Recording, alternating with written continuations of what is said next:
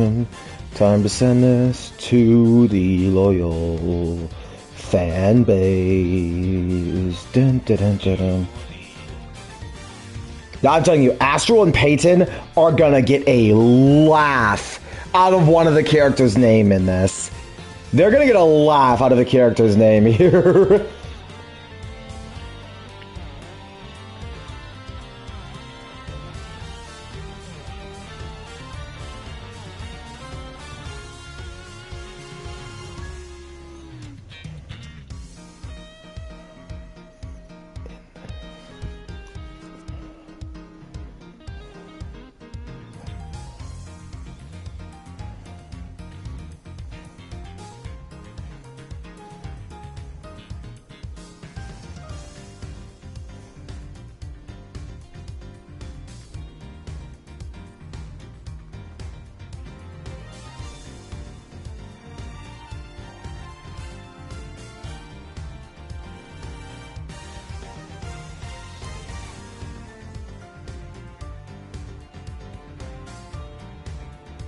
Sorry, just sending this to the loyal fan base real quickly so everyone can join in when they want. Okay.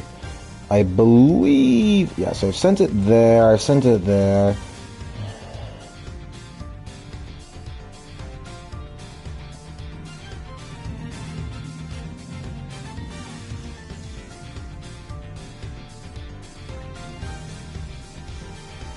Alright, hello everyone, my name is Quint, and welcome to the, well, what I hope is the finale of my Ace Attorney Investigations dub.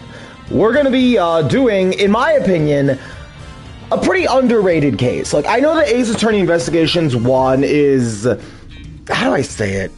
Ace Attorney Investigations 1 is the awkward middle child of the Ace Attorney franchise. Like, it's a game that's not... like, honestly, you're hard-pressed to find a bad Ace Attorney game. Honestly, I prefer Ace Attorney Investigations over the original game, Justice for All, and Spirit of Justice, which is saying something. It's better than 3 games in a franchise that's pretty well known for consistency. And I know a lot of people out there argue that Ace Attorney Investigations 1 is pretty run-of-the-mill, but honestly, I think there's a lot of things that go over people's head in Investigations, because really... I've always viewed the Investigations duology in a similar vein to the Great Ace Attorney Chronicles games. It's how, really, the Great Ace Attorney I view as a large 10-case game, rather than 2 5-case games. I've always viewed it that way. Hell, there are people who even view the original trilogy as a massive 15-case saga, and... I wouldn't blame them for thinking that way. Really, I mean, when you really boil down the original trilogy of Ace Attorney, the games are pretty connected for the most part, but again, I'm getting ahead of myself here. Anyways, Turnabout Ablaze. I've seen like such... I don't want to say mixed, because I know there are people who do enjoy this case, but I've seen really like lukewarm reception to Turnabout Ablaze. And honestly... I don't know why. Like, I know final cases in Ace Attorney they usually have a high bar to clear, but I'll be honest, I think Turnabout Ablaze is better than Rise from the Ashes. I would also put it above... I would also put it above Turnabout Turnabout Succession, I'll give the edge. But I would definitely put it over Rise from the Ashes. I would definitely put it, hello, Ant! Good to see you, yeah. I'd put it above Rise from the Ashes. I'd definitely put it above Revolution. I'd also put it above, actually, the final witch trial from Phoenix Wright versus Professor Layton. So, like, for all that's worth, I know Turnabout Ablaze is not winning any awards for being the best final case ever, but I feel like this case is pretty criminally underrated. Again, maybe that's because people out there were just exhausted from Investigations 1, but there's actually a lot I really, really like in this case. But anyways, I'll shut my big trap. Let's get dubbing.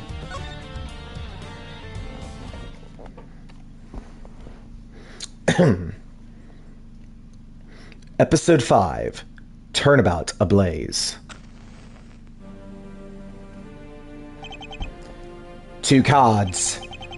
One of the Black Raven, and one of the White Raven. A country torn in two. One to the west, and one to the east. When those which were split are made whole again, the truth will reveal itself.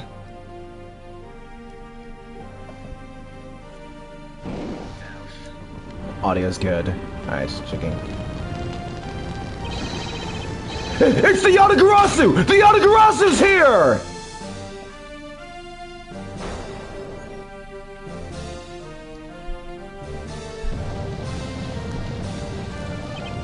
You! Accursed Yatagarasu! K! You! 8 hours earlier. I'm gonna unlock the door just in case the roommate needs to bother me. March 14th, 10:17 a.m. High Prosecutor's Office, room 1202. It's so nice, almost dreamlike to finally have the chance to relax and sip some tea. Hang on, so I'm just checking my audio real quickly. I want to make sure my audio does not fizzle out. Hang on, so I'm just checking my audio. Okay, thank you. I swear to God, bro, given how long this case is going to be, there's a good chance I might have to do a second stream segment because sometimes the audio gets out of sync. Anyways, also, you know what? Let me plug in my phone using the charging port here so that doesn't run out. It's so nice, almost dreamlike, to finally have the chance to relax and sip some tea. Especially after what a whirlwind.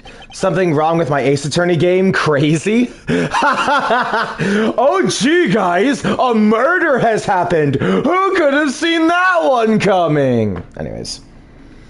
Especially after what a whirlwind the past few days have been. On my return flight, I was dragged into a case involving an Interpol agent's murder. The next day, I investigated a kidnapping and a murder at the Gatewaterland theme park. And later that night, a detective's dead body welcomed me back to my office. Along with a thief who was out to pilfer files related to a case from 10 years ago. How did I manage to find myself in the middle of so many cases back to back? Well, at least I have today. All I ask is that I be allowed to spend it quietly. Mr. Edgeworth! This is big! Big, I tell you! Hey, what's wrong with you? Where's your enthusiasm? And suddenly, the phrase, the fragility of dreams, comes to mind. What are you talking about, fragile dreams? Come on, let's go! The fake Yatagarasu isn't going to find herself, you know. Well, if you must know, it's possible that I was paid a visit last night by your fake. Say what? Unfortunately for us, the thief managed to escape. But even now, we're still looking for this criminal. However, I must warn you that we've only had a few hours to search so far. So I must insist that you be patient on this one, Kay. Well, what's with you today? Are you sure you aren't sleep-talking to me right now? Anyway, I've got something much more important that I want you to see. Oh, and that is? Take a look at this! On March 14th, I will be there to steal your dirtiest secret. That's quite a bold declaration to send to an embassy. I suppose it was inevitable that the newspaper would catch wind of this. The date the card mentions is today! Today, huh? Come on! We've gotta hurry! The embassy awaits! I suppose it is quite an urgent matter. However, do you know which country's embassy we should be investigating? Well, it's some really special country, and I'm actually really fuzzy on the details. But never mind that! Where's all your energy? Why are you so lackadaisical today? Lackadaisical? I actually pronounced that right, I think. Matt, quick, if you're in the chat, tell me if I pronounced that right or not. Anyways. I'm not Kay, you're just too wound up. Well then, you should get too wound up too! Because this just might be our chance to catch that woman! You mean Miss You? The woman who killed Kay's father, Bjorn Faraday, 7 years ago. Person on approach as lazy, indifferent, and lacking enthusiasm, spirit, or effort. I know that's what it means. I was just making sure I pronounced it right. Because I have, admittedly, because, you know, I read way too fast sometimes. So sometimes I mispronounce shit. Anyways. Callisto Yu. She claimed to be the great thief Yatagarasu. And then disappeared from the courtroom. Arg! She makes me so mad! The phony! Everyone knows that the real Yatagarasu would never send something like a calling card. It's anything for making me learn a word I didn't know existed. Hey! The more you know! Alright. Until a company's underhanded dealings are made public, the target is always totally unaware that the Yatagarasu has paid them a visit. That's what makes the real Yatagarasu so awesome! The Yatagarasu's card that's shown in this article. It looks to me as though it could be genuine. See, that's the thing. Whoever it is, that person is the... Wow.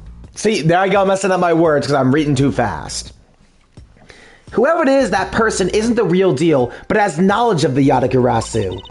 If this isn't a clue that woman's involved, then nothing is. Come on, Mr. Edgeworth, out the door you go! Wait, there are a few preparations I must make before we go. There's something interesting about this card we found last night here in my office. It's of a different color than the one in the article, which makes me wonder why. What's up? Any reason why you're boring a hole through the newspaper with your eyes? Okay, good. Audio's still good. No reason at all. Very well, seeing as how Miss Yu is also someone of special nature to me, I agree there is some merit to be found in investigating this. I knew you'd come around! And there's sirens outside. How coincidental, we're playing a lawyer game, and there's something going on in my local town. Okay, they're getting in the distance now. Okay. March 14th, 5 o'clock p.m. Theatrum Neutralis. By the light of this night's glorious moon, we are ready! Ready to embark on our nightly outing. And this is where our tale begins! I should do like, no, I should do a good samurai voice.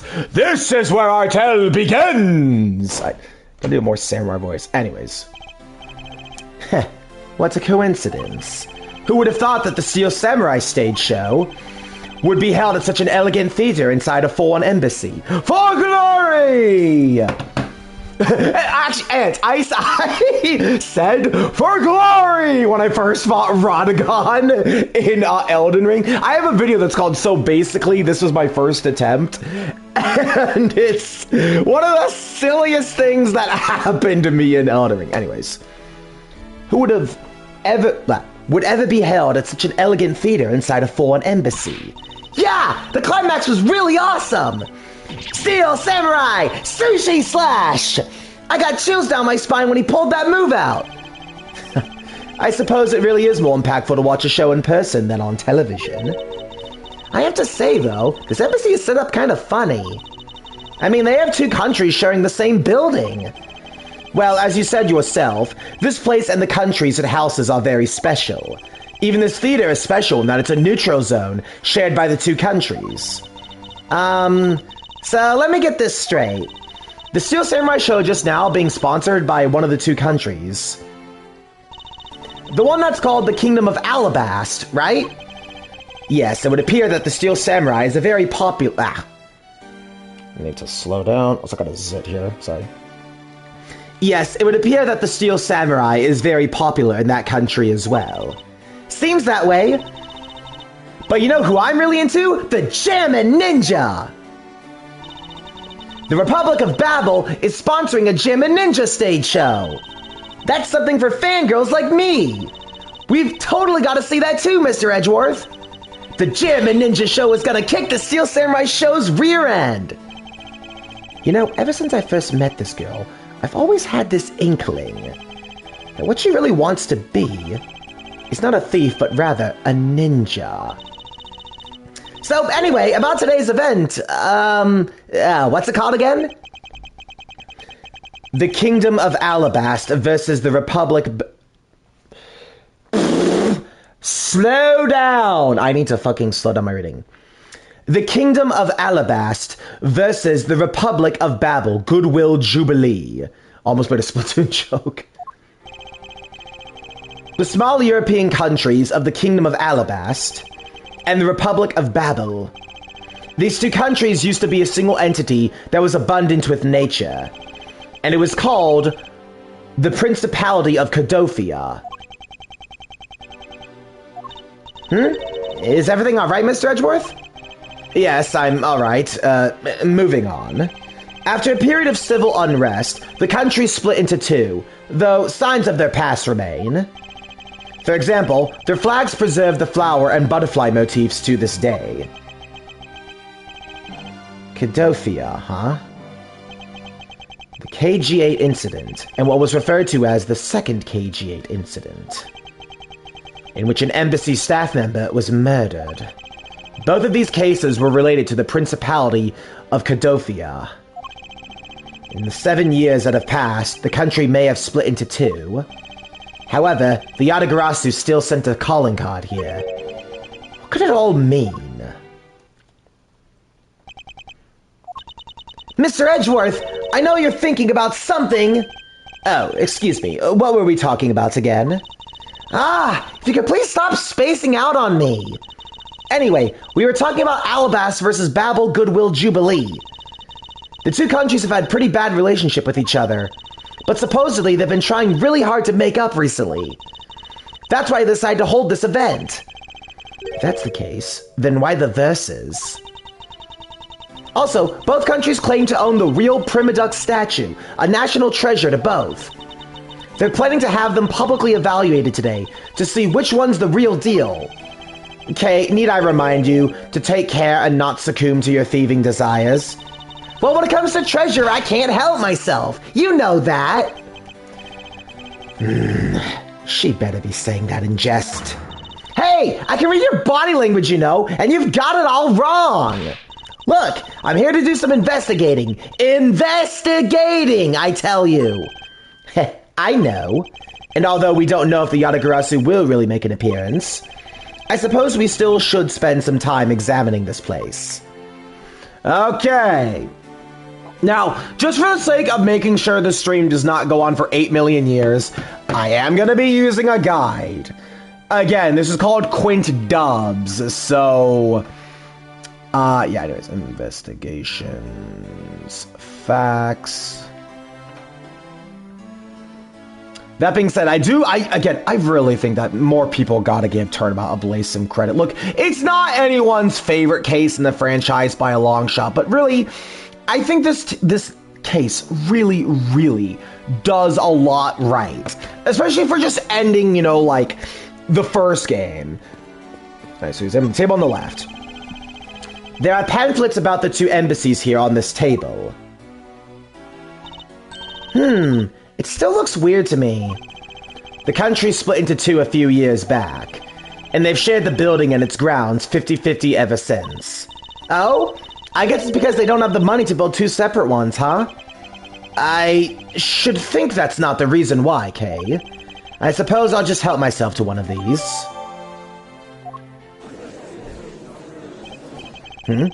What's all the hubbub? Ah! Hey, look! It's the Steel Samurai! And he's got a son, the Iron Infant, with him!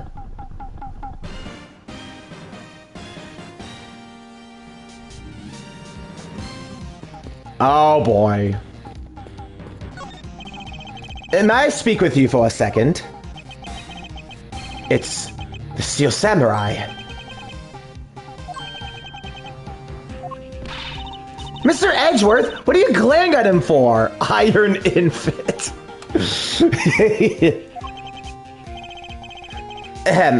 Please excuse me. It's just that I've never seen a superhero up close before.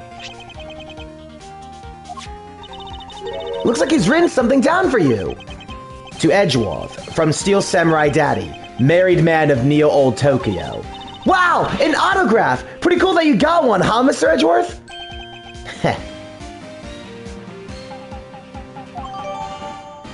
Secretly a fan, by the way. God, I love that. That's funny. I love that Edgeworth is secretly a Steel Samurai fan. I love it. That is like a comedic part of Edgeworth's character that I gotta be honest, I really, really like that. Mr. Steel Samurai, Ambassador Alba is waiting for you.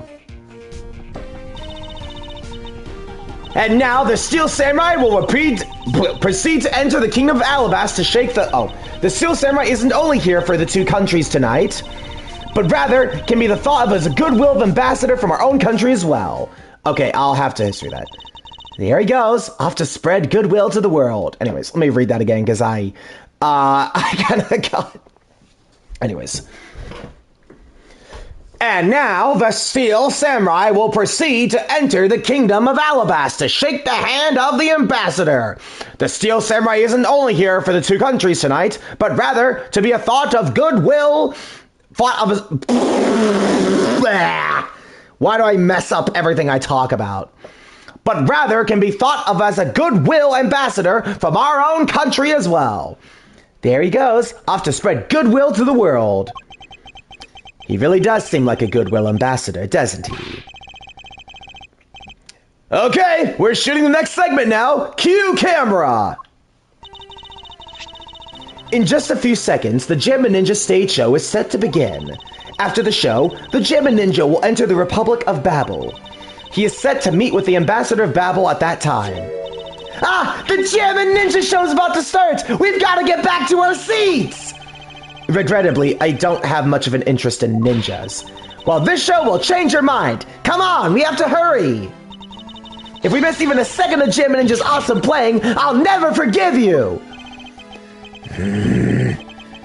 I suppose you're not about to give me much of a choice here, are you, Kay?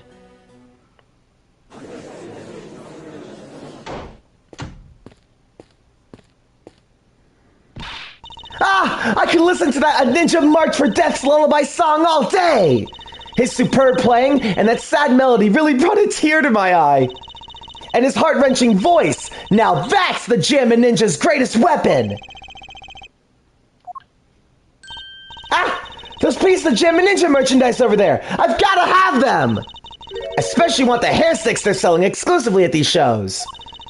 They're exactly like the ones the hero and Princess Miss Misala, interesting name, wears in her hair.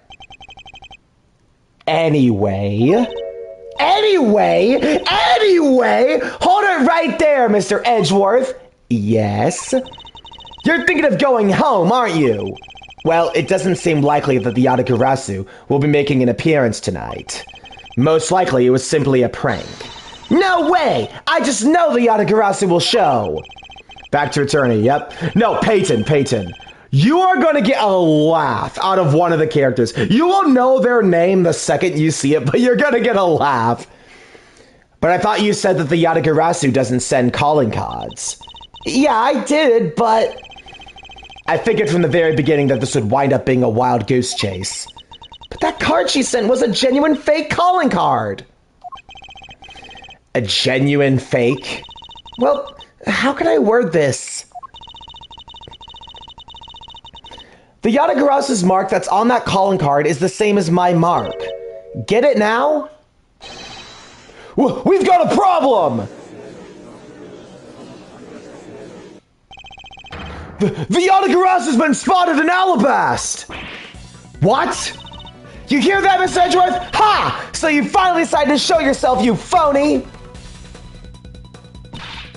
Hey, what gives? I'm sorry, but I will need to search you before you may enter. What the? Hey, the Steel Samurai just walked straight on through without one. Now, if you don't hurry up and let me through, my phony is going to escape. Okay, a country's embassy is considered to be a part of the country itself. If you don't go through the proper procedures to enter the country... Mr. Edgeworth! I'm going to enter through Babel and climb over the wall into Alabast. Hold it! You would tell a prosecutor straight out you intend to illegally enter another... Kay, are you listening to me? Kay Faraday, I'm coming through! Yes, and welcome! Someone stop her! Anyone! Lotta's doing the Lotta thing in the background. March 14th, 6:12 p.m. Open air stage.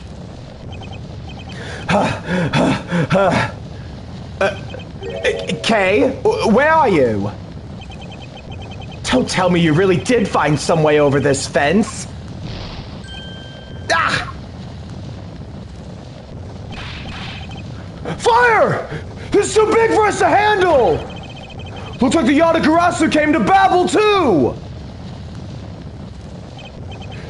You accursed Yatagarasu! Kay! You better be alright, wherever you are! March 14th, 6:45 p.m. Babelese Embassy, Secretariat's office. I told you, it wasn't me! Hold it!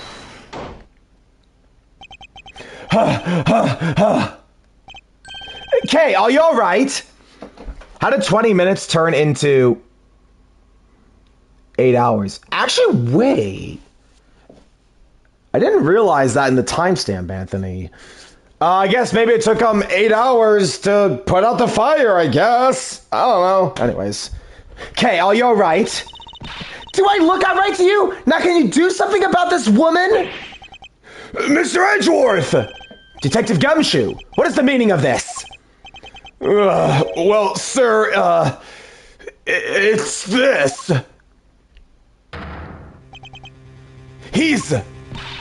It wasn't me! He was already dead when I ran in here, hot on the heels of the fake Yatagarasu! Look, I only came here because I saw a suspicious person at the open air stage. Bro, Gumshoe, I love Gumshoe. Honestly, Gumshoe, such a likable character. You know, he may be a bit of a doof, but he's our doof. He's our doof, and I am proud. Like, here's the thing, Gumshoe's just a good egg. He's a good egg, man. Look, I only came here because I saw a suspicious person at the open air stage. A suspicious person? A long black coat and a hood over their head. I dare you to tell me that's not suspicious. When I saw that person, I immediately thought that they must be the fake Yatagarasu. So I chased them into the embassy, then into here, and then lost sight of them. But I just know that person is the one who did it. What are you so worked up over? There is no reason for you to be this loud. Correct me if I'm wrong, but you're Agent Lang's secretary. Sheena, I believe your name is, correct? And if you are making an arrest, I assume you have evidence that it was Kay who committed the crime. Is that also correct? You refuse to answer? I don't need to answer. You are merely a prosecutor in this country, meaning you have no investigative authority. Hey, pal! Just what the heck does what you just said mean? If it happened here, it's under Mr. Edgeworth's jurisdiction. The end! And seeing as how this building is sitting on our soil, we can investigate wherever we'd like! Unfortunately, Detective, embassies are a different matter. Huh? This office is considered to be part of the Republic of Babel, which means that anything that happens in here defaults to the control of the Babelese government and Babelese law, giving them exclusive extraterritorial rights. Extraterrestrial rights, sir? Do you really believe that the truth is out there? Basically, our country's laws do not apply inside the embassy of another country. That's what was agreed on by our respective governments. Our authority to investigate was effectively nullified the second we entered this place. Which means we can do little here in this situation. No way, sir! Please leave this matter in Interpol's hands and go home. Mr. Edgeworth! Hey! You're Mr. Edgeworth! Basically, we can't play the game. In that case, allow me to join your investigation. I gotta... No! Not you! Not you! Why? Why? fucking Francisca again! Can I have one game where you leave me the fuck alone? God, no, Ant, I'm telling you right now, I fucking hate Francisca. I really, really do. This game is no exception. But anyways, if you really, really want to know my whole thoughts on why I hate Francisca, watch the Case 2 video. Anyways. Hi, Francisca. Oh, boy. Miss Von Cover, eek! Ambassador Palino, I truly appreciate you allowing me to join the investigation. It's really nothing. I gotta get a voice for this guy. Now, please. See, how do I... He's like... I'm trying to think of, like, how I want to voice this guy. Because, like, I know his lines. I'm just thinking, like, what sort of voice should I give him? It's really nothing. No, like... Oh, it's really nothing. It's like, I gotta give him, like, a soft voice. I mean, to be fair, I have mixed feelings on her. Bro. No, I'm talking right now. Francisca is my least favorite rival prosecutor in the franchise. And look, half of that is the fault of Justice for All. Half of that is the fault of JFA. The other half of it is that unlike every other rival prosecutor, Francisca has no fucking arc. I'm telling you, Francisca is the same character Reunion Turnabout as she is at the end of Investigation 2. There is no meaningful change with Francisca, none of that. Francisca is a character that I swear to God, here's the thing, look, there are times, I'm not gonna say there aren't times where Franny does good and is useful. Me so fucking child. But that's the thing, it's like, Francisca suffers from what I like to call going back to square one. Like, good things you do with Francisca in cases basically get forgotten about the next case because she's back to being a bitch all over again. Who is this? This is Palino. He is the ambassador of Babel. He's not the character. It's the other ambassador that, you know. Again, Ant, don't spoil. No spoilers in chat. No spoilers. Oh, it's really nothing. Oh. God, I gotta get a voice to this guy. I had to do like a soft voice for him, like, Manny was my secretary, so of course I want to help you as much as I can. I didn't give him like a weird, like, soft voice. Like, he's like really welcoming, really overly patronizing. Let's see. Manny was my secretary, so of course I want to help you as much as I can. In fact, it's a blessing that Interpol agents were able to make it so quickly. I want to ask, oh, what's up?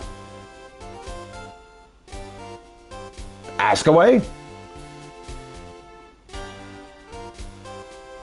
So if Phaeton meets Edgeworth, would they argue about their own methods? Bro, you're asking if you're gonna argue with Miles Edgeworth? Bro, arguing with Edgeworth isn't just an inevitability, it is the norm. It doesn't matter who you are, Edgeworth will always find an excuse to argue. That's just how he is.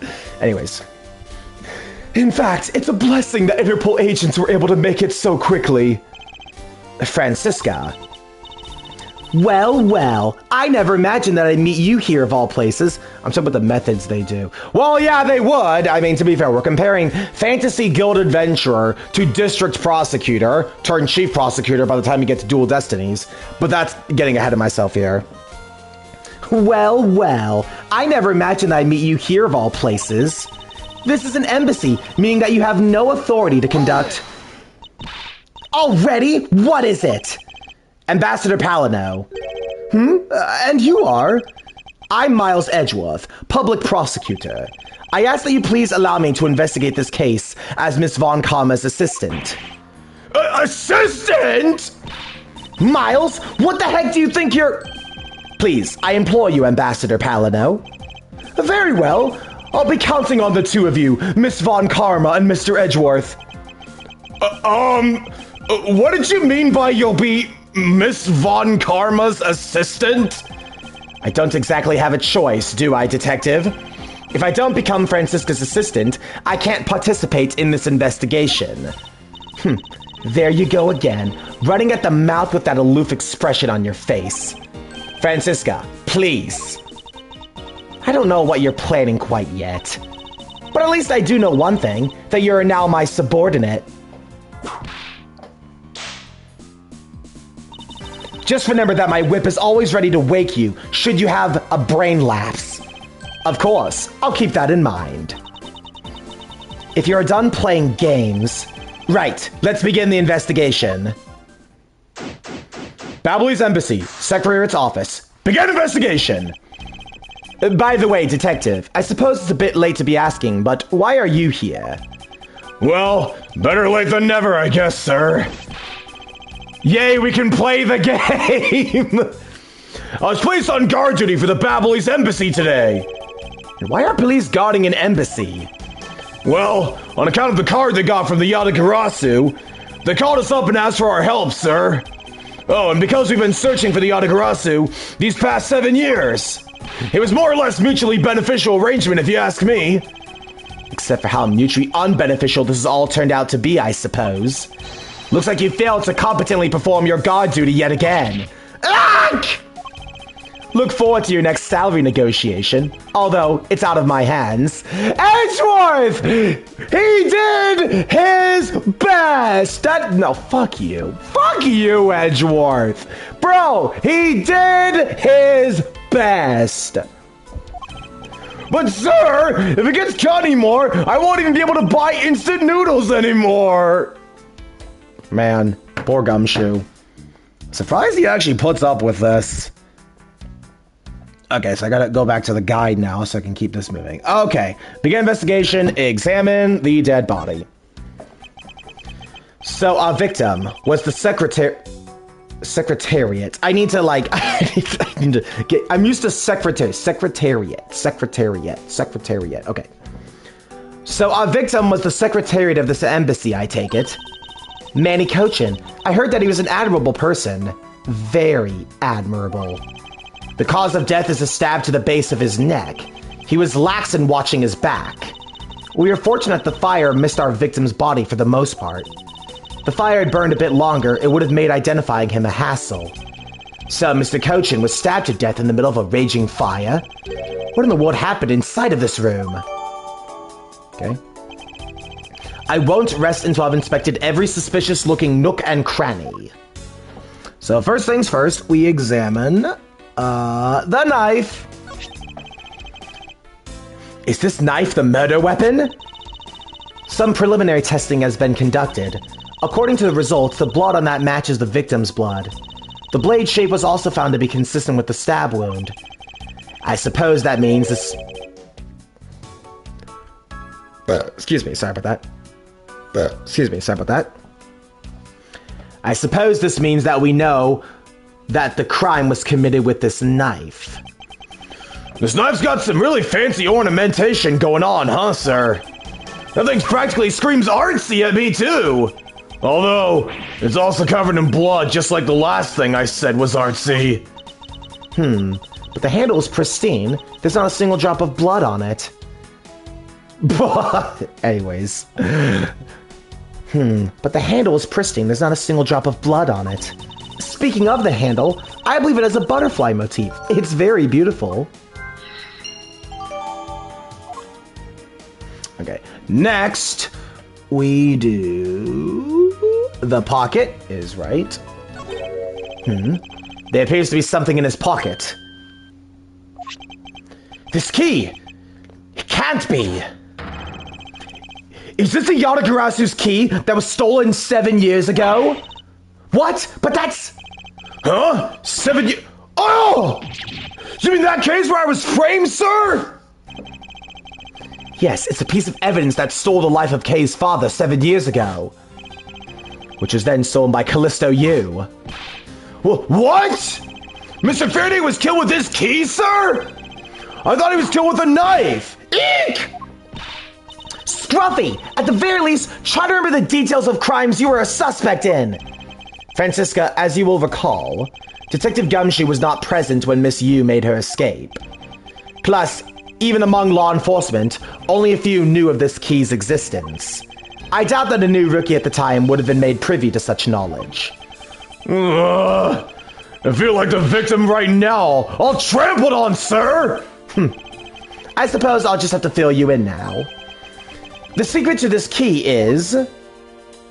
that it is actually a knife.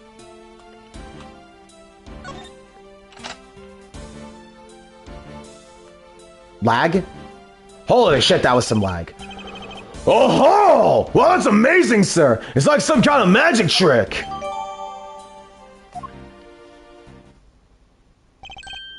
I knew it. This is the same exact piece of evidence that Miss Yu took with her. I remember this beautiful pattern in the blade. I remember this as well. It's a vine motif, isn't it? Yes, it looks like two interwoven vines, crisscrossing down the blade. Vines, sirs? Looks like a bunch of stars if you ask me. It's one of those six-sided stars, just like the police mark on our IDs. I really don't think you can call these stars. To say that the detective's odd sense is underdeveloped would be an understatement. The real question is, why was the Ablaze Embassy Secretariat holding this? While we don't know how Mr. Kochin came to possess this key, we do know that this was stolen by the Yatagarasu from the Kodofian embassy. That's right, Mr. Faraday had written that fact down in his organizer. I believe this means that further research is required into the country of Kodofia. Why don't you ask Ambassador Palino about what he knows?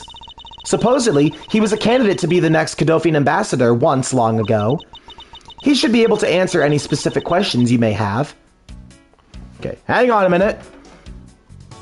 Then we examine the gold statue.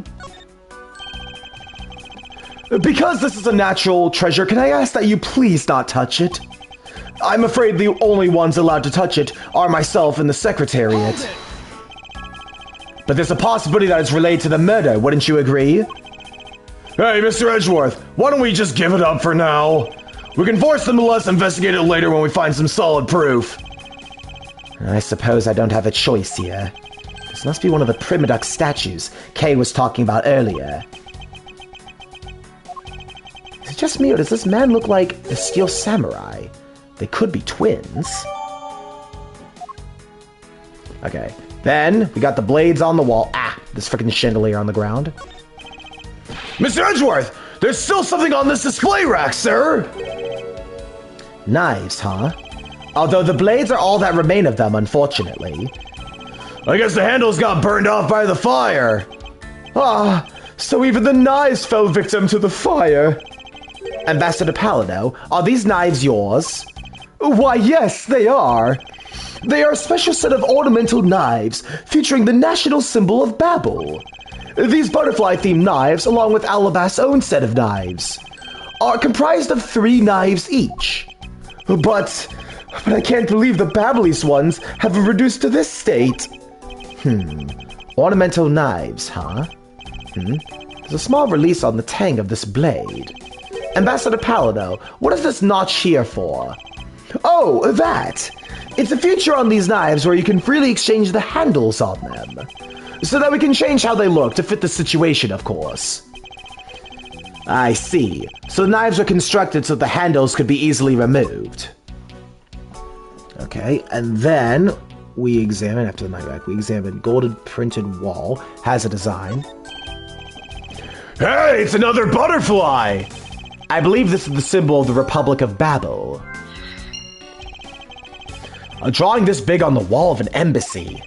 It definitely conveys a sense of overwhelming patriotism. Well, I've got a lot of patriotism too, sir!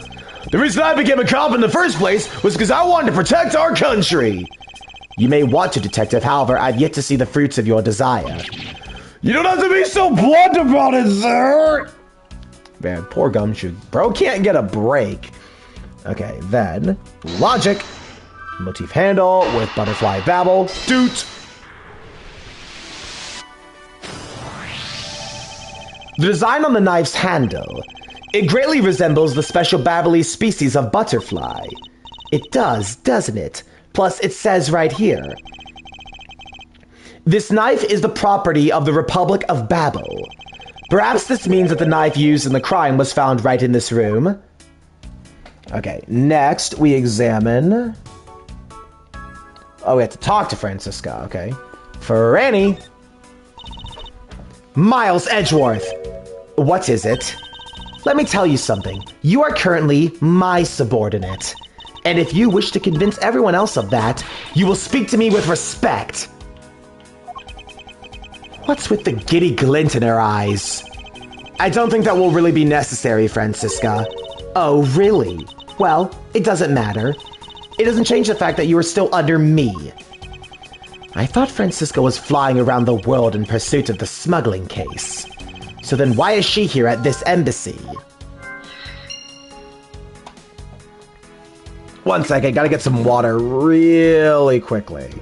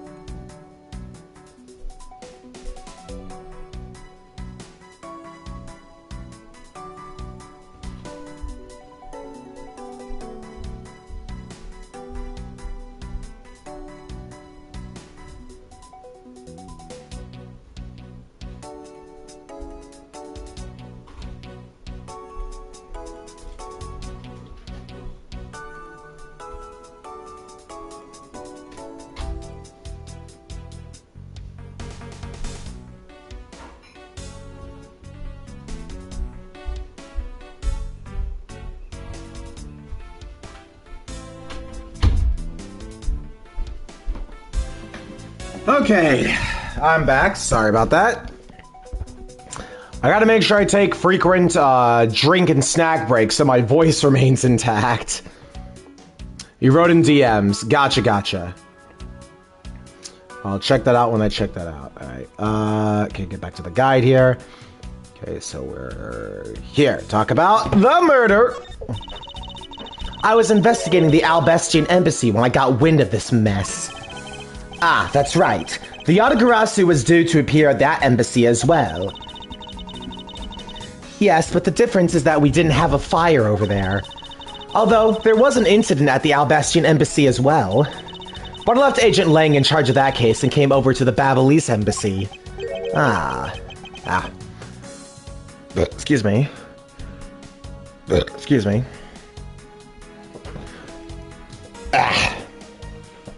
That's the problem with drinking milk, is that I start burping afterwards. Audio's still good, right?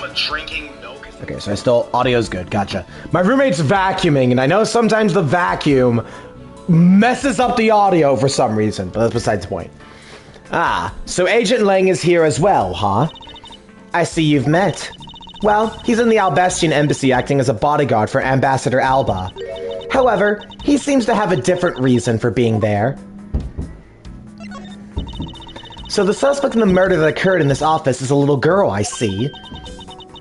I gotta love some milk in the evening. Man, no, bro, milk is better for your throat than water if you need to, like... It's one of the reasons why people drink milk whenever they, have, hot sauce, is because milk is better for your throat. So that's why anytime I'm doing voice acting for 4 hours straight like this, I gotta drink my freaking milk, man. Is she perhaps trying to be the Yatagarasu? Kay would never harm a soul, sir! Kay? You remember, do you not, about the case we investigated together 7 years ago? That girl was the daughter of the victim in that case, Mr. Faraday. So she's that feisty little girl. Kay has been on the trail of the Yatagarasu, which is how she ended up here. Looking for the one who took her father's life. I see. Kay's trying so hard, but you know what? The Yatagarasu just keeps on tricking us all! How so? The Yatagarasu sent a card saying, I will be there to steal your dirtiest secret! But all we had is an arson and a murder! The lab boys are going in circles! You know what this is, sirs? It's a breach of contract, and it's going on the rap sheet! If you ask me, I'm perfectly fine with the fact that nothing was stolen tonight.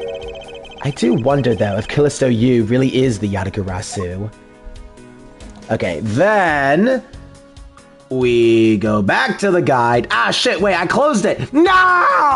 Now I gotta reload the page! Alright. Reload! God damn it, stop reloading the goddamn page. I gotta learn this. Okay. Receive logic, stealing secret. Then we connect. Francisca, secret. That's Interpol work. Yeah. Okay. To steal your dirtiest secret. Is it possible that the dirty secret the Yatagarasu was out to steal is in this very room? Dirty secret? Francisca, you're in pursuit of some dirty, underhanded dealings yourself, are you not? Something tells me that this is no coincidence. In that case, then, the person I'm looking for is here in the Ablaze embassy, huh? The head of the smuggling operation. I think I might just need to ask Francisca about her smuggling case in more depth. Francisca, when we last talked, you said that you were on the trail of a smuggling ring. I suppose the reason you're here right now is related to that? Yeah. After analyzing the intel we gathered from various countries, this embassy rose to the top of our list of sites to investigate. And this is what tipped us off. This accounting document. It's only one page of the whole thing, so we're not sure about all of the details. However, it's enough for us to grab onto the tail of the beast. For you see, this type of paper was made only in the Principality of Cadofia. Which means that somewhere in the countries of Alabas and Babel is the head. The one pulling the strings behind the entire smuggling ring. That's Francisca for you. She's amazing, pursuing this case with all she has. But here's the thing, though. This doesn't necessarily, like... If I was in this position, I wouldn't necessarily say the printing press proves that the leader is here. I would say it proves that someone involved in the smuggling is seeing, but why would that mean the leader is here? I don't know, I think it's a bit of a rash conclusion make? I mean, obviously the leader is here because of the last case of the game, but I don't know. I feel like it's a bit of an assumption to just assume that they're here. Anyways. Okay, and then after that, we examine the safe. A small personal safe. This was Mr. Cochin's office, so perhaps he stored his most important documents in here. Ah, of course it's locked. It appears we won't be able to open it without the key. And then we talk to Polino. I can't believe that Manny fell among thieves tonight. Without him, I have no idea what my schedule for tonight is. Ambassador Palino, I believe your schedule tonight will consist of listening to reports from the police. That and only that. I ask that you cooperate not only for your own sake, but for Mr. Cochin's as well. You're a rather strong man, aren't you? How fascinating! Here, I know it isn't much, but I'd like you to have these. I'm sorry, but it would be against my principles to accept a bribe. Oh, no! These are simply coupons we distribute to promote Babel. Remember, we offer a large number of discounts and offers when you visit lovely Babel. Now I remember. The Republic of Babel is known for its feverish tourism industry. I was wondering if you might tell me a bit about the deceased, Manny Cochin. He was my secretary. He was my secretary, and the embassy... I need to read better! Dude, why am I having such a hard time reading? Okay. He was my secretary, and the embassy secretariat charged with running the whole place. He was an admirable man. His death is a great loss to our country. He was in charge of everything. Accounting, printing, taking care of our national treasure. I'm sorry, but did you say printing? Excuse me. Our country's primary source of revenue is our tourism industry. So, in order for us to print the necessary pamphlets, flyers, coupons, etc., we have a printing press here on our embassy. I see. Please excuse my forwardness, however. I feel I should mention that I have the distinct impression that I've met him before. Oh, yes. Since you are of the legal profession, I suppose you just might have. After all, Manny was involved in the KG8 incident. The KG8 incident? The defendant who was found innocent in that case was Manny, you see. So, your Mr. Cochin is the same man as the one in that case. It's been 10 years. Manny recovered personally from that case and dove enthusiastically into this job. He was the one who planned this event and was to oversee the embassy's renovations. It really is a shame. He had such a bright future ahead of him. What exactly did you mean earlier by renovations? Well, we can't have tourists and visitors to our embassy think we're a poor nation, can we? So, renovating the embassy is something of an investment, you see. We may have a rather paltry budget, but we're trying our best to make do. However, I guess the only person who could have helped us do our best now is no longer with us. Ambassador Palino, I was wondering if I may ask you about Cadofia. Cadofia? All right. What would you like to talk about? Well, first, I'd like to ask you about this key. What about this key? I found it sticking out of Mr. Cochin's pocket. I believe it originally belonged to this embassy. Is that correct? Upon closer inspection, it seems this key is shaped like a butterfly.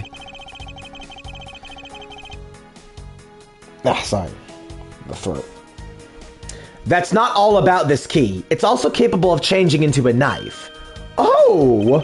How fascinating! Is it possible the ambassador didn't know about the existence of this key? In its knife form, there's a flower mark at the base of the blade. I guess this knife might be from when we used to be a part of Cadofia.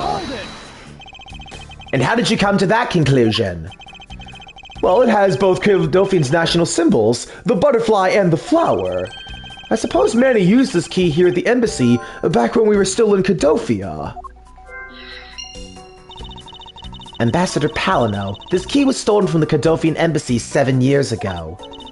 By Callisto Yu, otherwise known as the Great Thief Yatagarasu. Oh, really? You were not aware that Miss Yu had broken into this embassy at that time? I'm sorry, I can't be of much help. I'm not very familiar with the details, you see. I only became the ambassador after Babel became its own independent nation, after all. But if Manny were still alive, he would probably know about what happened back then. Mr. Cochin and Miss Yu knew each other 7 years ago. But that doesn't explain why I found the Yatagarasu's key here in the present. Okay, next we... Logic. Key at the embassy, lock save.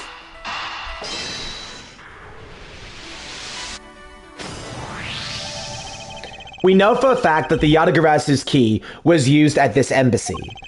Furthermore, we found it in the victim Mr. Cochin's pocket, which leads me to think that perhaps it is the key to his personal safe in this office. Good thinking, sir! Let's go try it out! It appears I was correct. The key that was left to us in the victim's pocket. It literally turned out to be the key to the next piece of the truth. What do we have here? Hey! There's nothing inside! Do you think the Yatagarasu made off with everything, sir? No, Detective. I believe all we need is a closer look. I won't rest until I've inspected every suspicious-looking nook and cranny. What's this here? Looks like the ripped corner of a piece of paper, sir! No, I don't think it's ripped. It seems to me more like it's stuck in the safe. Hey, you're right! It won't budge an inch! Not even when I tug on it! But I don't think I've ever seen a paper stuck on the inside of a safe before. Hold it. Detective, I think you have it backwards. It's not the paper that's strange. It's the safe. What do you mean? What I mean is that the secret to the safe is that it has 2 compartments. Basically a false wall. Even just eyeballing it, you can see that the inside is a bit too shallow. Furthermore, with the unnatural way the paper is stuck at the back of the safe, I'd say that there's an extra bit of space behind the back wall of the safe. In other words, this safe has a second compartment. What? I suppose that you are correct in asserting that the paper is stuck in an unnatural manner. However, if what you say is correct, and there is a second compartment, how do we go about opening the door to it then? As you can see, there's no other lock or keyhole in sight. Actually, there is one more spot of interest to me on the safe. Oh? Yes, and I believe that that spot is our keyhole to our mystery second lock. The safe and its locks. Alright then, since you're so sure of yourself, show me how you deduced your answer. Okay, right here.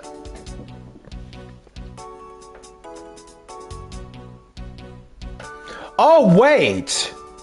No, this. Do I examine it first, or do I just deduce it? Hold on. Deduce, and then we present the Yatagarasu's key. Eureka! Doesn't the shape of this keyhole remind you of something, Francisca? The shape? It does look very familiar. However, I believe it's simply a latch hole for the safe's lock mechanism. It's just for keeping the door shut, nothing more.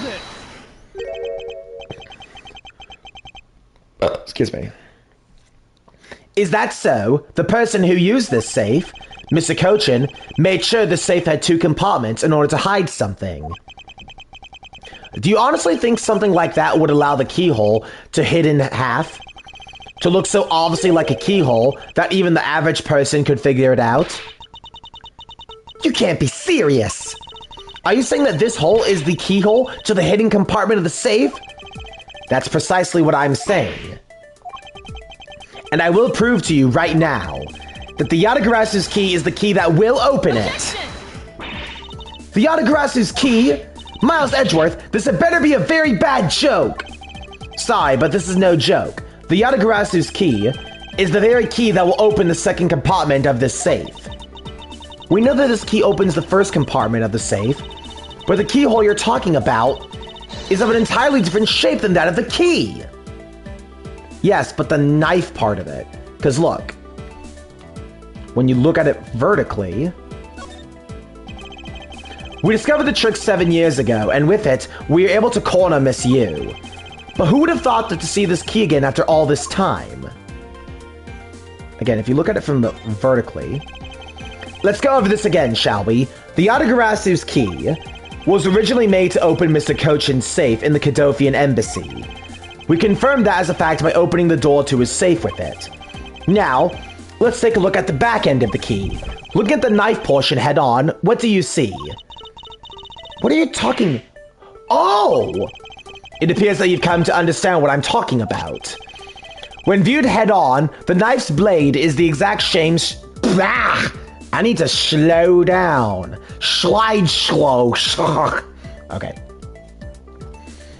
When viewed head on, this knife's blade is the exact same shape as the keyhole. The real function of the knife portion is to act as the key to the hidden portion of the safe. But that's preposterous! Because it looks like a knife and was used like one to kill Mr. Faraday 7 years ago, we fell under the misconception that it was always meant to be a knife. But for both the safe and its key to conceal such clever hidden tricks, whatever is hidden inside the secret section must be of incredible importance. It's even possible that what I've been searching for is inside. Scruffy, hurry up and open that safe! Yeek! Yes, sir! Opening it now, sir! These items that... It's a bunch of funny-shaped things. I guess they're pieces of art. You're in the way! Now move, Scruffy!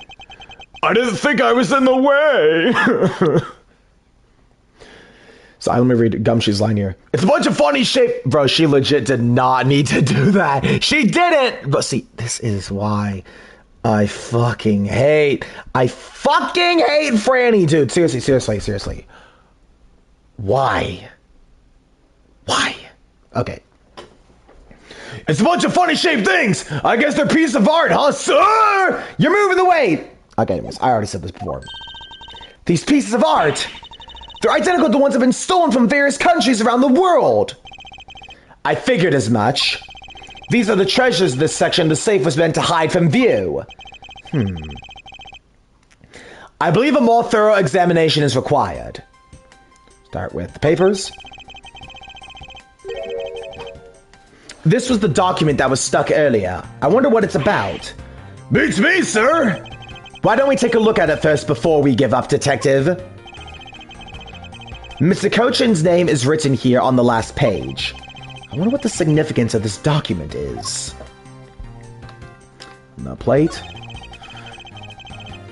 These are pieces of stolen art from around the world.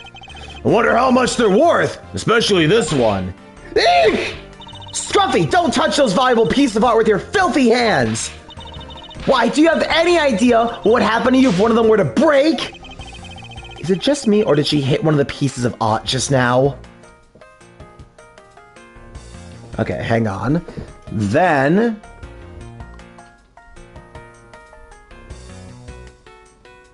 deduce file on the bottom right. Oh wait. Present the Cadofian paper document. Excuse me. Sorry about that. Eyelash.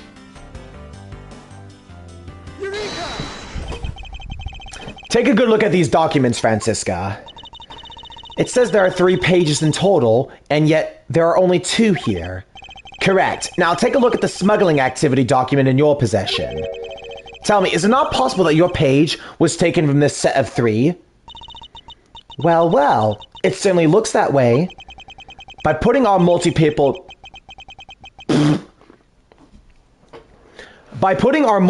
puzzle together, we seem to have arrived at an answer. And it seems that you have now found what you were looking for.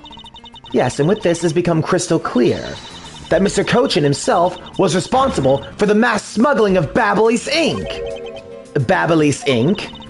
Ablaze ink is a special product of the Republic of Babel. However, due to special reason, only limited volume is ever exported. And that reason is? That's classified. It's on a need-to-know basis, and you don't need to know. In any case, it seems that the head of the smuggling ring was our victim, Mr. Manny Cochin. His base was in an embassy, thus it was hard for both our country and his to interfere, making it the ideal conditions under which to run a smuggling operation. But it's so frustrating. I lost the person I was trying to rain judgment upon with my whip of justice. Well, even if he was dead, we still have a responsibility to look into his misdeeds. You expect me to whip a dead man? Well, I'm not interested. Francisca, you must know that Manny Cochin was the suspect in the KG-8 incident. Of course I know. On top of being the head of the smuggling ring, there's the matter of what really happened in that case that needs to be resolved. Investigation complete. Are you done investigating? You realize now, don't you, that this girl is the only one it could be? Now come along quietly, Yatagarasu, K. Faraday. You are under arrest for the murder of Manny Cochin. Mr. Edgeworth! Please, you have to believe me! I didn't do it! I chased the fake Yatagarasu in here! And he was already... You have the right to remain silent. Anything you say can and will be used against you. I'd like to help reduce the number of mistaken arrests Interpol makes. What is that supposed to mean? I believe I told you that Kay Faraday is not the culprit of this crime. Very well. I suppose I have no choice. I'll show you just how foolish your claims are. Why arrest Kay? Even your police confirmed that the Yatagarasu infiltrated the... I need... Why? Okay, hang on 1 second.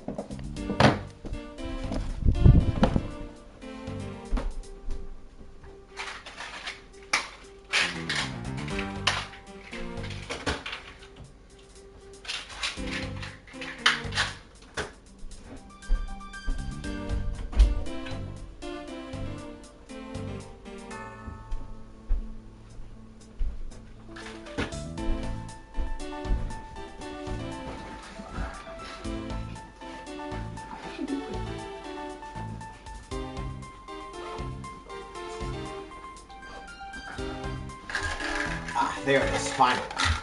This should help out just a little bit. Alright. Harp.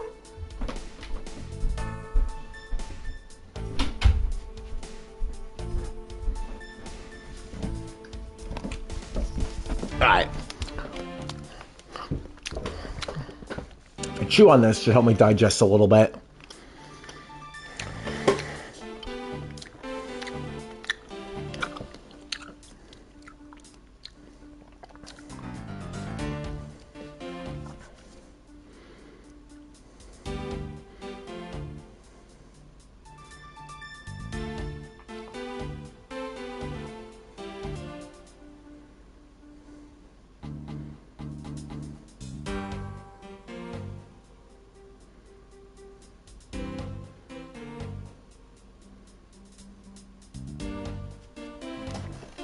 Okay.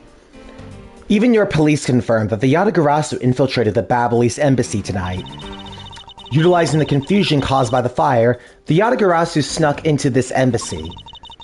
Furthermore, this girl claims to be the Yatagarasu. And most importantly, other than her, there was no one else with her in the body. Your reason for suspecting Kay is because you think she is the Yatagarasu. Exactly, but it isn't just me. She calls herself the Yatagarasu. Ah! Look how many times I have to tell you! I was only out to capture the fake Yatagarasu! Imposter or not, it matters not. A Yatagarasu is a Yatagarasu. Very well, then I shall prove Kay is not the Yatagarasu who killed Mr. Manny Cochin. Go ahead and try. Show me what the prosecutors of this country are made of. Alright. Now, we press the statement, furthermore, this girl An ex-Yakuza is still a Yakuza ass argument. No, seriously. Honestly. Also, Anthony, please don't spoil nothing. Don't. I know you know. I know you know because you probably played this thing. Don't say nothing. Peyton, Matt, Astral, they don't know. They don't know. So just want to double down on that. Okay. Just because she calls herself that doesn't prove that she is a killer. No, but it does give her a motive. The Yatagarasu sent a card saying, "I will be there to steal your dirtiest secret." Furthermore, there are documents pertaining to some smuggling activity in this room. She obviously wanted to steal them. So I'm like, oh, okay, so you haven't played, really? You've played Great Ace Attorney before Investigations? Okay, I guess you kind of would have to, considering the Investigations collection came out after. Wait, did it come out after? Whatever. Okay, so he said he doesn't know. So, okay, it's blind regardless. That's the point to make here. So, she killed Mr. Cochin for the key. I see. Her logic is very sound. I expected nothing less of Agent Lank's secretary. In order. Okay. Okay, so you started chronologically. Yeah, okay, that makes sense. I can see that. However, that statement now just didn't sound right. It might just be the opening I need. Okay, and then we present the Yatagarasu's key.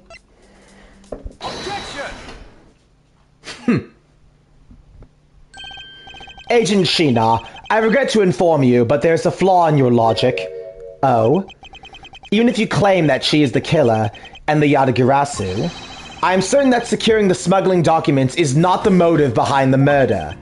The key to the safe in this room was found on Mr. Cochin's body. Furthermore, the Yatagarasu would not be so stupid as to leave without the documents. By the simple fact the documents were still in the safe when we looked, it's obvious that the killer's target was not the safe at all. Then perhaps she didn't know that Mr. Cochin had his key on him. If that's the case, then why would she have needed to kill him? Because I can think of no reason for her to kill him if she had not known that fact. Need? Reason? All of this is simply our conjecturing after the fact. It's entirely possible that she accidentally killed him when she was sneaking in. Perhaps she didn't notice the safe's second compartment before returning the key. Ah! But the fact still remains that Mr. Cochin was stabbed to death. But you have no definitive proof that it was Kay who committed the act. Actually, I do. I saw her holding the knife she used on the victim with my own eyes. What? Allow me to tell you a bit more about the evidence that will put her way behind bars. Definitive evidence. The knife wound in the body is consistent with the blade of the knife. The knife with the butterfly handle is the murder weapon which the killer was holding. I assume she obtained the knife from the display rack and used it on the victim. The knife is a part of a special 3-piece set, which has a design like no other. The evidence in the testimony, it all points to the girl. There is no counter-argument. That's your definitive evidence? You see now that she's definitely the killer, right? No! Miss Edgeworth, you gotta believe me! I saw a suspicious person in a long black coat outside the embassy, I swear! And you came in here because you were chasing the suspicious person? That's right! I ran into this office only because I was chasing after that person. But when I entered the room, it was pitch black. Couldn't see a thing. I felt something on the ground next to my foot, so I turned on the lights. But then... Ah! Who's there? This is... I came to this room upon hearing the girl scream. And when I saw her holding the knife, I immediately restrained her. So, the object Kay felt by her feet on the floor was the murder weapon. I had the knife analyzed right away, but we failed to find anyone's prints on it. But the suspicious person in a black coat who came into this room before me! You continue to insist that this person was there. But if there was, where did they go? I don't know, but I know they came in here. That sounds like the desperate excuse of a suspected killer, not a trustworthy testimony. You understand, don't you? We can't trust this girl's words, Mr. Edgeworth. She has a point.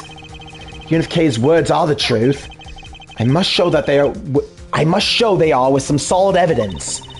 Mr. Edgeworth, I really didn't. Kay, don't worry. If you didn't do it, then there must exist a way for me to prove that. You're right, Anthony. It's just her word versus Kay's. This is not definitive. Because really, like, that's what, honestly, I'll be honest, that is one of the weaker things. Not just in investigation, but in a lot of games. A lot of the antagonists' arguments are their word versus ours. It's... Anyways. Still not giving up, I see. In that case, try to counter my argument, if you can. Don't worry, I can, and I will. Definitive evidence. Okay. Now, we present the Ablaze knife at the statement, the knife with the butterfly handle. Well, remember, there's also the 3 in Alabast that you can switch out the handle on. So, yeah.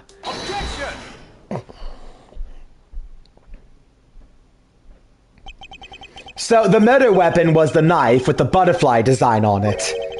But is that really the truth? What are you getting at? I'd like for you to take a look at this.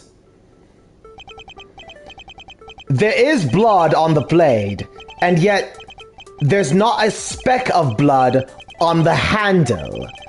This signifies, at the time of the crime, a different handle was attached to this blade. The knife that Kay was holding had its handle switched and was, in fact, not the real murder weapon. It wasn't the real murder weapon? This knife can be taken apart. Shall we give it a go? As you can see, the Ablaze knife has now been disassembled into 2 parts. The killer must have pulled the murder weapon out of the victim's body and proceeded to swap the knife's original handle with this butterfly one. It was all to create the illusion that Mr. Cochin was killed with a butterfly-themed knife. This should clear up any and all suspicions surrounding Kay. Your argument isn't airtight yet. How so?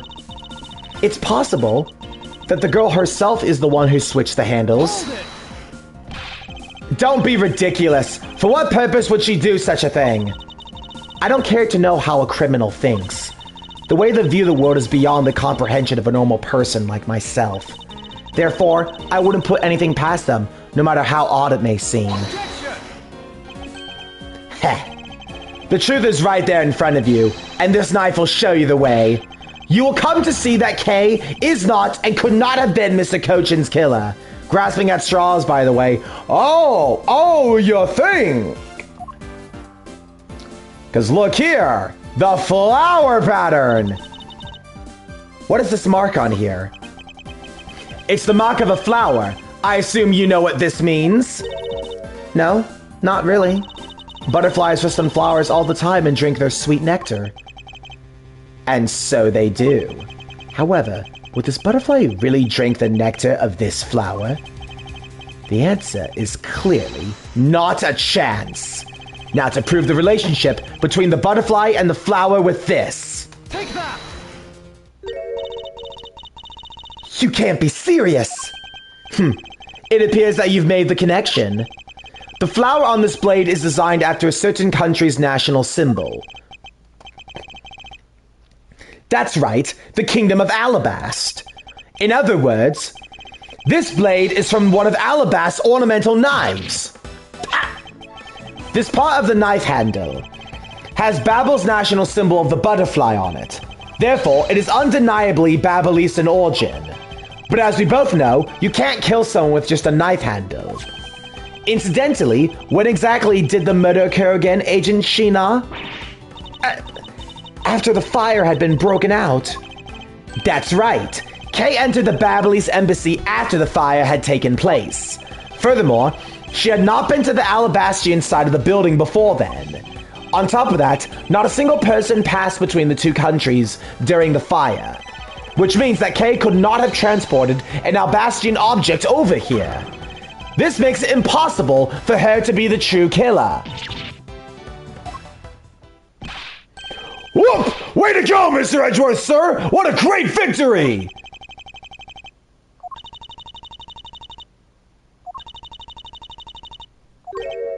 Huh? Hey, why is everyone so quiet? I'm happy we got this far and cleared Kay's name. But what worries me now is what will happen next. What is the meaning of this? An Alabastian knife here? Do you mean, how did this find its way to the Republic of Babel? It didn't just find its way over. Rather, we should focus on how it was smuggled over. You know what? My brain hurts thinking about it while we're just standing around. Thinking while you're on the run? Now that's the way a real great thief operates. Kay? Oh, thanks a bunch, Mr. Edgeworth, for proving me innocent, I mean. You believed in me the whole time, right? Tell me you did. Not really, but... Haha, come on! You don't have to be shy about it. Your argument is still not airtight. Would you care to elaborate? I understand now that the girl didn't commit the murder. However, there is still the possibility that she is the Yatagarasu. That again? Look, how many times do I have to explain it to you? I am the real Yatagarasu. I'm not like that fake one that goes around setting fires, okay? Whether you're the real deal or a fake, it doesn't really matter. All I have to say is this. I have my suspicions that this girl is the one who started the fire. Preposterous! On what grounds do you suspect her of such a thing? The fact that she calls herself the Yatagarasu. That in itself is the most elegant proof. Miss Sheena. Yes? I have no intention of taking back any of what I said. I am the great thief Yatagarasu, and I refuse to allow some imposter to claim that name as their own. The path of justice that my father pointed me towards, I will walk it the best I can. It's not good to be so stubborn. I hope you can understand that. Thanks a lot for the concern, Miss Sheena. Let me share something with you, too, as a token of my appreciation. Those sunglasses totally do nothing for you, so I'll steal them from you next time, okay? What? Well, I guess we better get going. You just can't say it because... I know. Again, it's just her word versus Kay's. Going to where? To the Kingdom of Alabast. If we don't go, we won't know for sure, right? I suppose not. We won't get anywhere by simply standing here and thinking. To see where the Alabastian knife came from, we'll have to pay the Alabastian embassy a visit. Let's go, Miles Edgeworth. As you're my subordinate, I will not tolerate you bringing the investigation to a halt. Understood. Okay, let's keep going. Save. So yeah, this is a very long case though. Very long. We're nowhere near complete yet. Oh my god, yeah.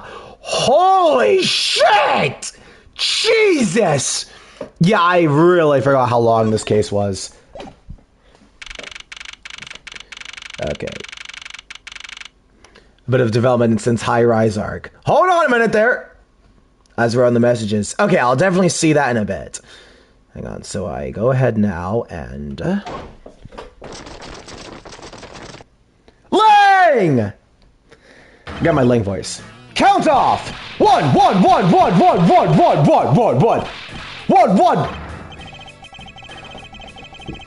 Shifu, 99 callouts. So all 99 members are most likely here and accounted for, sir. Hey, you! Yeah, you! The second number one from my right! Sir, yes, sir! Here, a birthday present for you. What? Shifu, I didn't know you knew all of our birthdays. What a kind heart you have. Shifu, you're more of a man than we ever will be, sir. I'm really sorry, but it's not my birthday.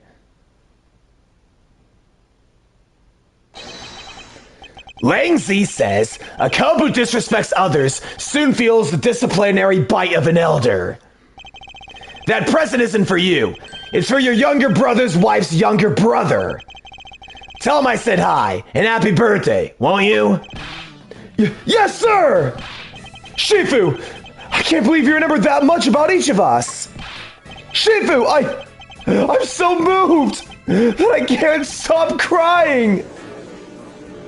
Gotta be honest, that actually is pretty thoughtful of Lang. I should probably leave them to their alone time. All right, meeting's over. Everyone, head for your posts. Dismissed! Sir!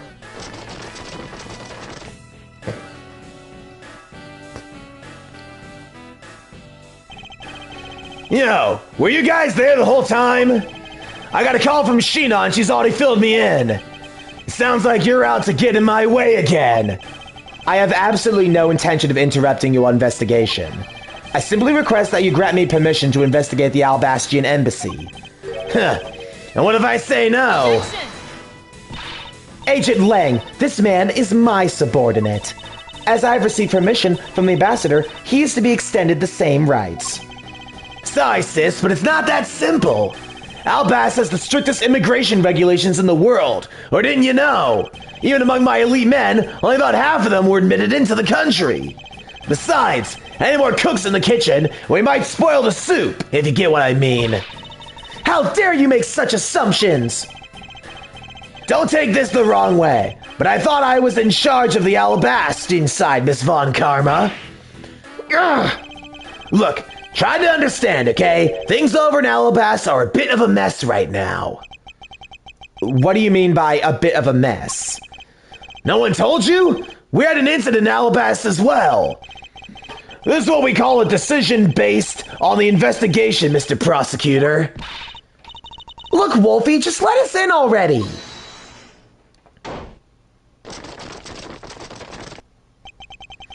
Is there a problem here, Agent Lang? The old geezer. Not really. Just having a discussion about whether or not to let these guys in. Ambassador Alba, I please ask that you please allow these people to join the investigation. Having a debate because of my country. I'm terribly sorry for placing you good people in that kind of situation.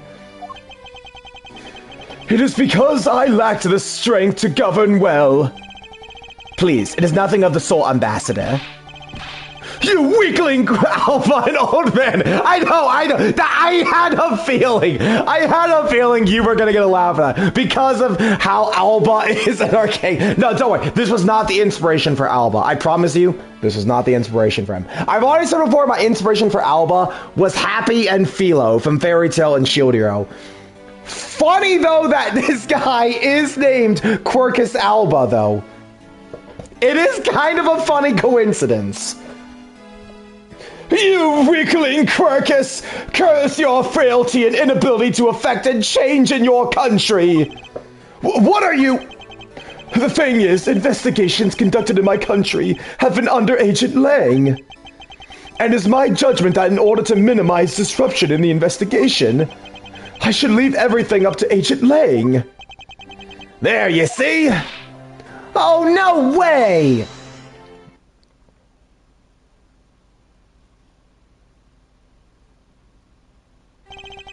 Ambassador Alba, I please ask you to reconsider letting them into Alabast. What's that? My very own secretary has been murdered in the Ablaze embassy. He was apparently caught up in some very shady dealings, completely unbeknownst to me.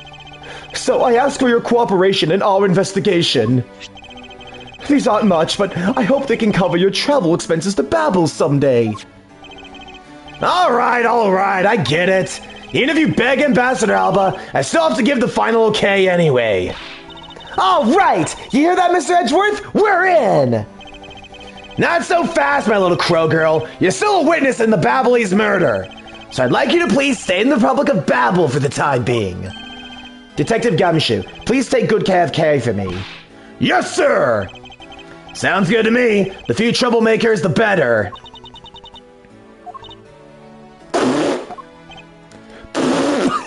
God, they don't like Clang. Yeah, funny how his name is Alba, though. That's really funny. The irony in that. Hey, Mr. Edgeworth? Yes? So, I wanted to ask for a while now, but that lady over there, is she who I think she is? Ah, that's right. I didn't introduce the two of you yet. Franziska von Karma, the prosecutorial prodigy. It's nice to see you again. Ooh, I knew it! You're the whip lady! You may address me as Miss Von Karma.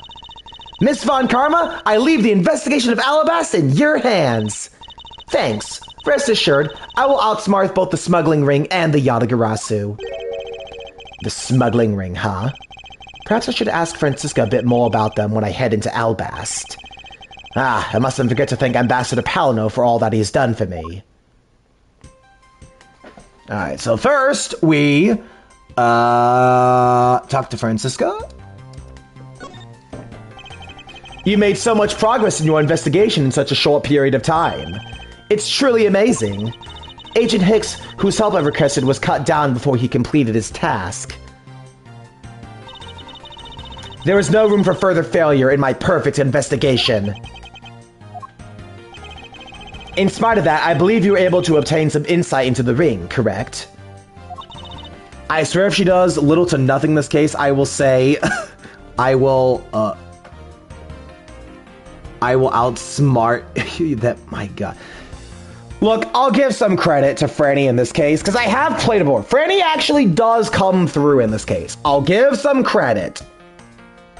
But even so, Franny is still Franny. It's like, this is the problem with Franny. I keep saying it. Franny suffers from the back to square one syndrome. Anytime she does good in one case, the next case, she's just back to being a bitch. It's a cycle of constant regression with Franny. Like, honestly, I don't understand why Ace Attorney, like, never gave Franny any closure. Like, no moment, you know, of, you know, like, clarity, no, you know, big change, no real, like, nothing. Franny is a character who is the same Turnabout reunion as she is at the end of the second investigations game. Like, where is the change? Where is the substance? Like, I understand some people could say Clavier was the same character he was at the start of Apollo Justice to his most recent appearance in Dual Destinies, and okay, yeah, he was, but Clavier I'm willing to give a pass because he's a breath of fresh air among prosecutors because he's actually not corrupt. He's just a chill dude who does his job. I think I can give Clavier a pass on that because he's the exception to 3 other games' rival prosecutors. So in that essence, it makes Clavier a new direction for them to take prosecutors. Franziska isn't. She was the 4th prosecutor introduced in the franchise because you had Prosecutor Payne, Edgeworth, Von Karma, Manfred, and then Franny.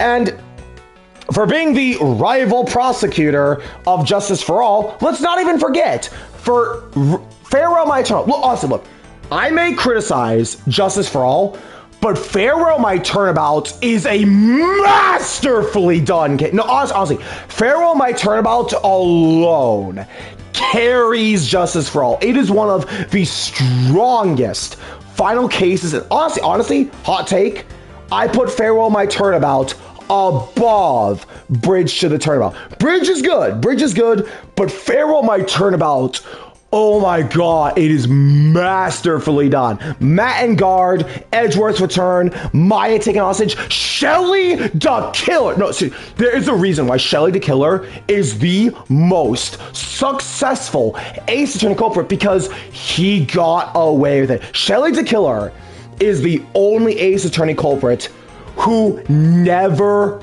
got caught.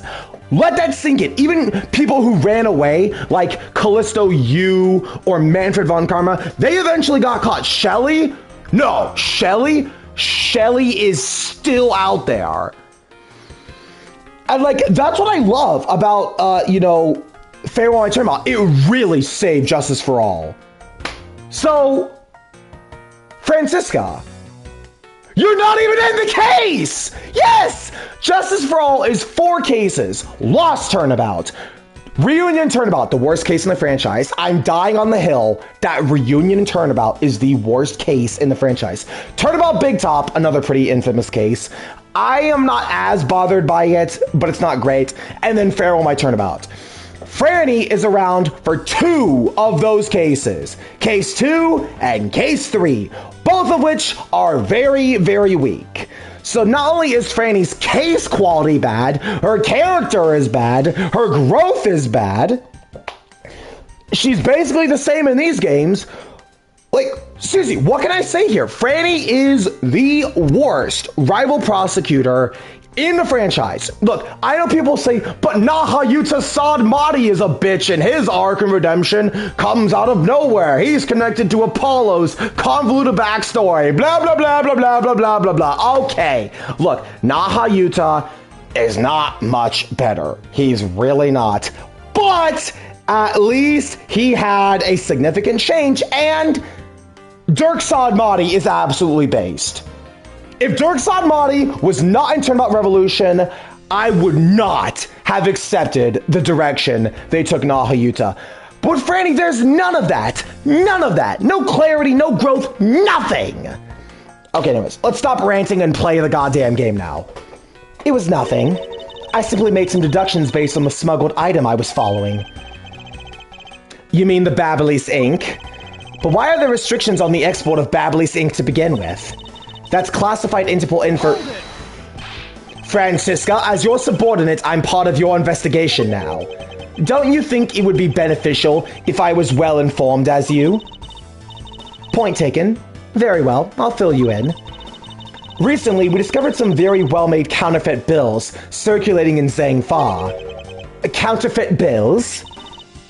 Yes, as you may have deduced, the counterfeits are being made with Babyliss special Babyliss ink, and it's virtually impossible to distinguish bills made with Babyliss ink from real ones. Thus, it was only natural for Interpol to keep an eye on the Republic of Babel. That's where this document comes into play, correct? Correct. Mr. Cochin was smuggling large amounts of Babyliss ink. Furthermore, he was charged with running the embassy's printing equipment. That's all the evidence I need to know he was the head of the smuggling ring. However, there remains one tiny problem. Let me guess, you still have yet to find the counterfeit bills or the smuggled ink. Yes. And while we're listing things, I might as well add the counterfeit plates to the pile. Since we haven't been able to locate any of these items in the Babyliss embassy, we're looking into the Albestian embassy next. It doesn't matter where they're hidden, mark my words, I will find them. Okay, and then... long ass rant. I probably threw out my voice doing that. We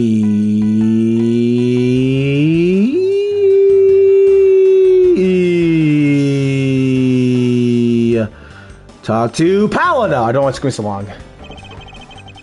Ambassador Palino, I am in your debt. No, it's nothing. Because it's all about I can do for you, I'm afraid. I only ask that you please bring Manny's killer to justice. I will, Ambassador, on my honor. Wow, you're so sensational. You've really piqued my curiosity. I know they aren't much, but know that I'm giving them to you wholeheartedly. No, that's quite all right. Oh well, how about this then? And what exactly is it?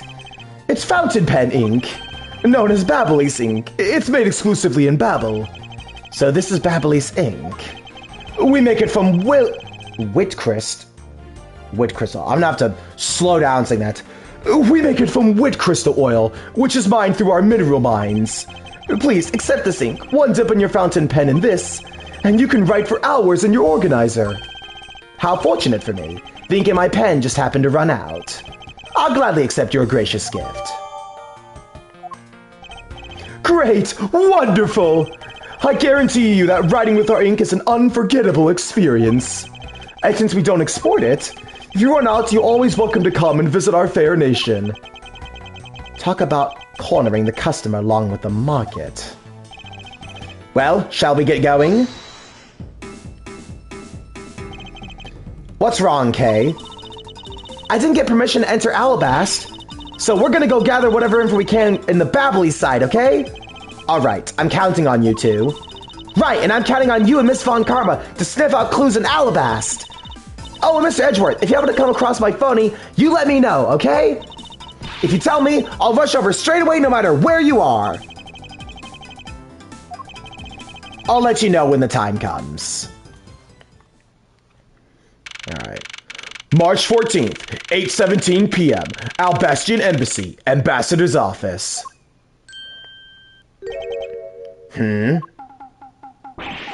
Ugh! What do you think you're doing to my subordinate?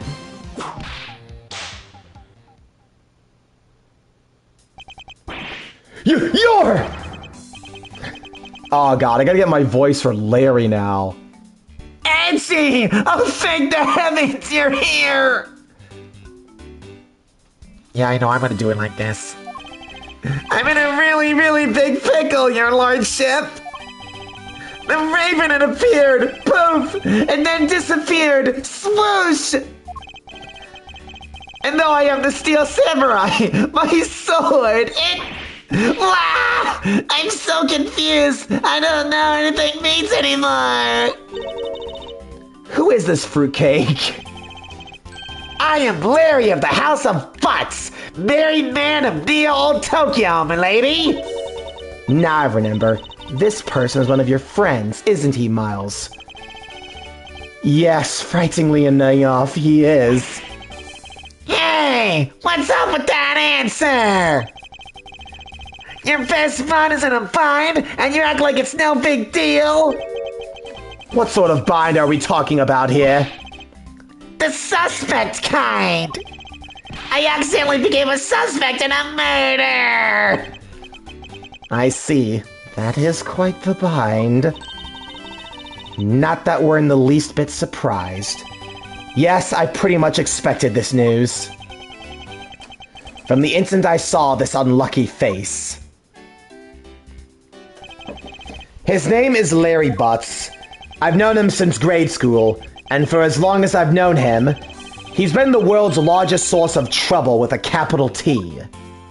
Does something to the surprise. It's so true! It's so... Bro. Larry's bad luck rivals Maggie Bird's. And that is kind of saying something with how unlucky she is. Hey! What kind of introduction is that? You're so mean, Edgy! If you're not careful, you might find your tiny number of friends go down by one. That was uncalled for. Besides, you're... Wait, hold on. Larry! It was you? You're the one who wrote my Steel Samurai autograph? Ah, you didn't notice earlier? I haven't winked you through my headpiece. What's going on, and why are you beet red? Sorry, but... Could you not speak to me right now? Oh, sorry. Am I Oh, sorry. Am I interrupting your comical yet melodramatic play here? Aha. So this is the incident you mentioned earlier. Mr. Prosecutor, this man, this child in front of yours, is our prime suspect. Of what you ask? Of the murder of a man who snuck into this embassy. Masked and Mask the Second. Mask Demask the Second.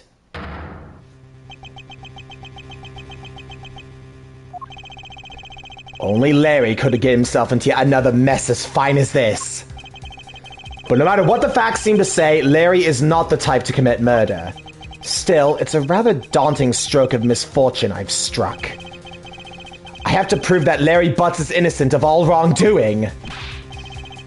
Shifu, we've identified the victim! Good work! I'll take that report now! Agent Lang, would you mind if I took a peek at it as well? What'd I tell you earlier, Mr. Prosecutor? Don't get in my way! There's only enough flesh here to feed one wolf, and that one is me! So no, you may not take a peek! But Agent Lang!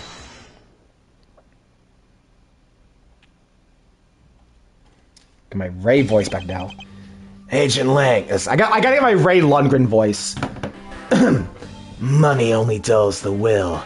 In the life that I live, I'm only after one thing. Killing McClaw. He took my wife. I'm going to find him.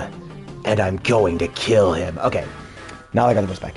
Agent Lang, will you allow an investigator such as myself to take a look? Ah, yes, of course. You let the detective see the file. You're Detective Bad? Wait a minute. You're the prosecutor, Mr. Edgeworth, right? Fancy meeting you here, Detective. You weren't expecting me? Ever since that day 7 years ago, I've chased after the Yatagarasu, non-stop. I even pressured Interpol into keeping me in the loop, in case a card was ever found. What incredible dedication to the case. Detective Bat knows the Yatagarasu's MO very well, and his passion for the chase hasn't died down in these 7 long years. It's something I can respect. But Detective Bat, I must ask, are you gonna make an ally out of this prosecutor? My only goal is to arrest the Yatagarasu. If you can get to the bottom of this case, then I'm willing to share info with him. I'm in your debt, Detective Bad. About the murder of Master Mask II, would you be willing to fill me in on a few of the details? When the Yatagarasu showed up, Agent Lang and I took ourselves off guard duty and put ourselves in charge of directing things at this crime scene. Taking advantage of the chaos, Damas II, he broke into this embassy. Probably to steal some treasure or another. And I suppose he lost his life when he was forced to fight someone else in this room. Why exactly was that man placed under arrest, Detective? That samurai? He was born looking suspicious, but not for the reasons you'd suspect, I assure you. As you can plainly see, he is completely harmless. Well, it was just a random guess. It's not like he's actually under arrest. Tonight, here at the Albestian Embassy, Ambassador Alba was to give a commemorative speech. And that's when the Yatagarasu showed up. But keep in mind, the Yatagarasu isn't who I'm talking about right now. The seats for the guests who had been called to sit in them were empty. A no-show? Who was it that failed to take their seat? The Steel Samurai. Until the speech was to begin, each member of the entire Steel Samurai family was to wait in a separate room. However, for some weird reason, that man was spotted in a different location than his assigned room at that time. And where was he? He was on the roof, with one of his legs down a chimney. That chimney leads directly into this room. Ugh. Larry Butts, you've really outdone yourself this time. What were you thinking? In any case, I believe it's high time for me to start my investigation. Bastion Embassy, Ambassador's Office. Begin investigation. Okay, so now we can finally start playing the game. Okay, so examine the window on the far right first. 2 gorgeous flowers are in full bloom here. I'm sure flowers as lovely as these must have an equally lovely name. Miles Edgeworth, are you done staring? I should hardly think passion flowers are all that rare. Passion flowers? That's a rather unusual name. It was named by priests in the 15th century for the Passion of Christ. As they say, you learn something new every day. Okay, and then we examine the dead body. So this is the victim, Damask II. What is with his gaudy outfit? You don't know about Master Mask? A few months ago, this thief caused a lot of havoc on the populace. So this thief is separate from the Yatagarasu? I thought they were for a while because their MO and targets were different. Damask likes high-value trinkets and jewels. Being gouty is his signature. Gumshoe was in charge of that investigation, so he'd know more about Damask. That's alright. I'll probably hear the tales of his failure anyways. Jesus, Franny! You haven't changed a bit, I see. In any case, let's get started here, shall we? I won't rest until I've inspected every suspicious-looking nook and cranny. Okay, so first things first, bruh. Okay, so we start by examining the sword. Oh. Okay, it's the hilt of the sword, apparently. So this is the murder weapon in this case. There's blood on the blade. It's a rather sweeping sword, isn't it? What did you expect? It's the Steel Samurai Daddy's second weapon. I only call it his secondary because although he uses his sword in most of his battles, it's his trusty samurai spear that he turns into the real fight. You should know quite a bit about the Steel Samurai. That's only because I saw the stage show earlier. The owner of the sword is the Steel Samurai, or in other words, Larry. I should probably ask him about it, as detrimental as it's proving him innocent. Okay, and then we examine his right hand. There's not a single shred of fashion sense in Damask's costume. Oh, that's whatever. Well, at least I can appreciate the great effort he must have put into making it. You two don't know? You can buy this costume almost anywhere now. It's being sold? Since when? Since around New Year's. The streets are practically flooded with them. Turns out Damask is a lot more popular than I thought he'd be. I can't believe that foolish fool would dress in fool's clothing to act foolishly. We got your point about three foolishes back, Francisca. Okay, and then we examine the right hand. Okay. What is he holding? It looks like a piece of paper from a notepad. It would appear the directions on how to reach this office were written by hand. There's something written on the back as well. I'd like you to steal the Prim Duck statue in this room. What is that supposed to mean? Who writes a note to themselves like that? If I had to guess from the text, I would say that this is actually a request from someone about what to steal. Just who is this person that requested the theft of the Primiduck statue? Then, we examine the mask. I thought that Damask had to quit the business. This guy, he's just a copycat using the name. A phony successor. He's just another petty thief. His real identity is an out-of-work guy by the name of Kashi No. He's 29 and wanted on larceny charges. From his clothes and what he was carrying, we determined this guy is the real Damask II. The cause of death appears to be loss of blood from the back of his head. It seems that he was struck with something very hard. In other words, he was bludgeoned to death. Okay, then back off. We examine the Primduck statue here. There was the exact same statue sitting in that Ablaze office we examined. It's the Primiduck statue. It was the national treasure of the Principality of Cadofia. There was only one of these statues, meaning that one of these two is a replica. But both Alabas and Babel claim to have the real thing. What an incredibly childish fight to have. I won't rest until I've inspected every suspicious-looking nook and cranny.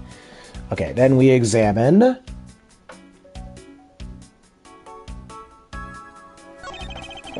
It's a Primiduck statue. There was one of these on the Babylese side as well. I hear it's very valuable, made of pure gold. It was the national treasure of Cadofia. There was only one of these statues, meaning that one of the two is a replica. But both Albas and Babel claim to have the real thing and won't budge from their claim.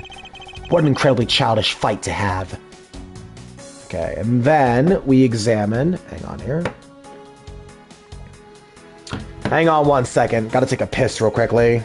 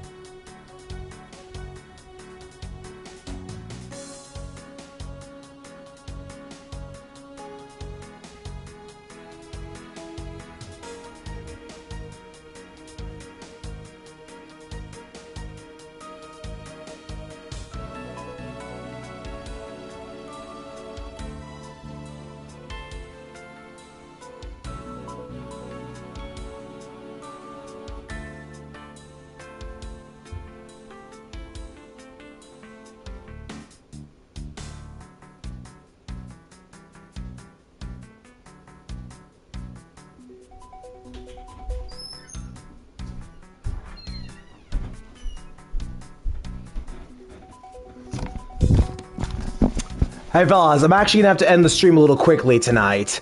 Don't worry, we'll pick this up tomorrow, but until then, I'm Quint, and have a good one. Let me save first.